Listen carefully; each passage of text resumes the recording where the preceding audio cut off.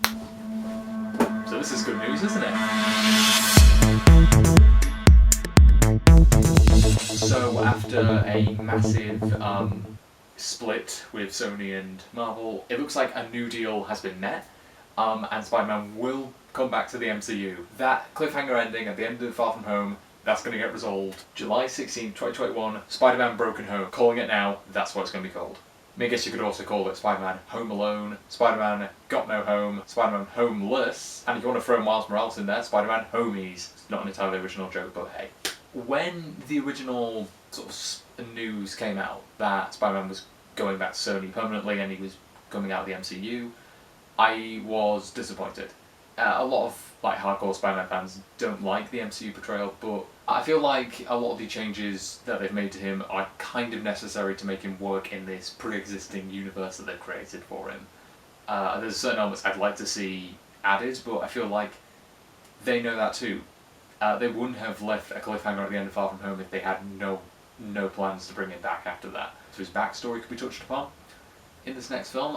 In fact, I had an idea that maybe the main plot is a big villain plot, Spider-Man on the run, maybe even throw the Green Goblin in there. Maybe since Stark Industries has been inactive for 5 years, Oscorp could have taken over or filmed the vacuum in a sense.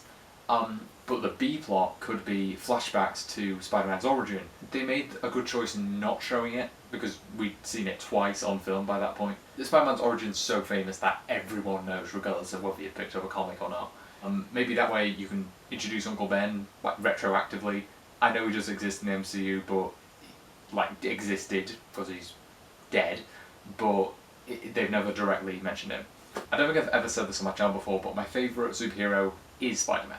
And he seems to be, he's a popular choice, but it's true. And I think the main reason is, I grew up with the Sam Raimi films. The Sam Raimi films are just great.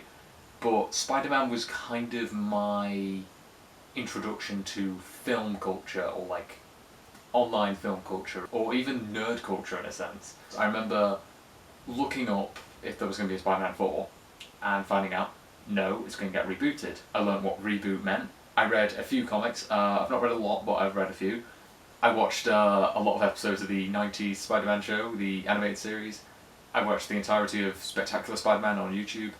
And I just kept following news about The Amazing Spider-Man as it came out. And it was the first film I really did that for. And when it came out, I loved it at the time. It's okay watching it now. I think the origins handled really well, but the villain plot's just a bit undeveloped and not that interesting. But Spider-Man was my introduction to all of this, nerd culture in general. More than any other superhero, you can people can project themselves onto him, especially kids. Because that's what he is, he's just a kid. Bestowed this incredible responsibility that he doesn't want, that he never asked for it. He got his powers completely by accident, he could have been anyone. And the best sort of takes on Spider-Man really embrace that he could have been anyone, that anyone can wear the mask. And that's even the last line of Spider-Verse, Miles says, anyone can wear the mask, anyone can be Spider-Man. That's why the Spider-Man costume doesn't show any skin. So anyone, regardless of your race, gender, ethnicity, you can be Spider-Man. Because the themes are so universal, and I think that is the core of the character, and I feel like they have kept that with the MCU because they made him a modern teenager that's only known superheroes. That's what I quite like about Homecoming and Far From Home. They're teen comedies set in a world where superheroes exist and these teenagers have kind of known nothing but that world. So I'm very happy this happened. It reminds me of when James Gunn was fired, where it was a really sad news story when it came out, but it looks like they had a genuine conversation about it, a big discussion, and the conclusion was the best for both studios. The deal was he just did Suicide Squad first, then he could do Guardians, so it was the best of both worlds.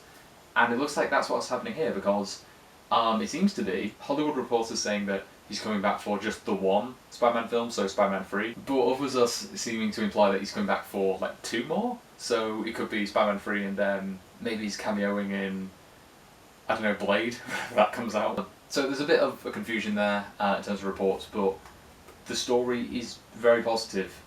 Looks like they did the right thing, because it was Disney's fault that whole split happened, because essentially they were asking for 50%, which, considering how much Disney already owns, i.e. half the entertainment industry. That was just greedy of them. Apparently Disney are going to receive 25% of the profits from these films, and I think that's a much better deal. And it seems a lot more fair to both studios, and it looks like they're getting the best for the character, because Marvel get to continue and conclude the story of their Spider-Man, but Sony is allowed to use theirs.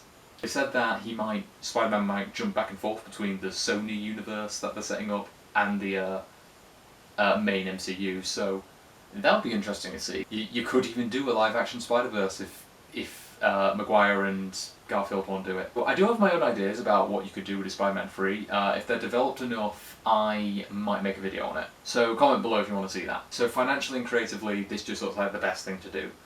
So I'm very happy with this news. It really brightened my day to see this. I'm so glad Spider-Man's back home. If I take this hoodie off, they'll never know that my camera ran out of battery. Okay, so hope you enjoyed this video. If you have your own thoughts on Spider-Man returning to the MCU, definitely comment below. If you like what you saw here, definitely check out some of my other videos, or even subscribe if you like them. And if you are a fan of my videos, then you should definitely check out The Iceberg Lounge. It's a podcast about all things Batman, created by the Film Academic. I was lucky enough to guest star in the first one. Me and Joe talked about the new Joker film that's coming out. In the later episodes he talked about the new Suicide Squad cast. He's done one of the hardest Batman quizzes on the internet, and I'm sure he'll be doing many more as more DC news and films come out. I designed the thumbnail art for 2 of the episodes, and as I mentioned before, I appeared in the first one. It was a lot of fun to do. There's a definite passion for filmmaking and Batman, which is a good combination. So definitely check both the podcast and his videos out, because he really deserves it. I still don't have a thing to say at the end of these videos.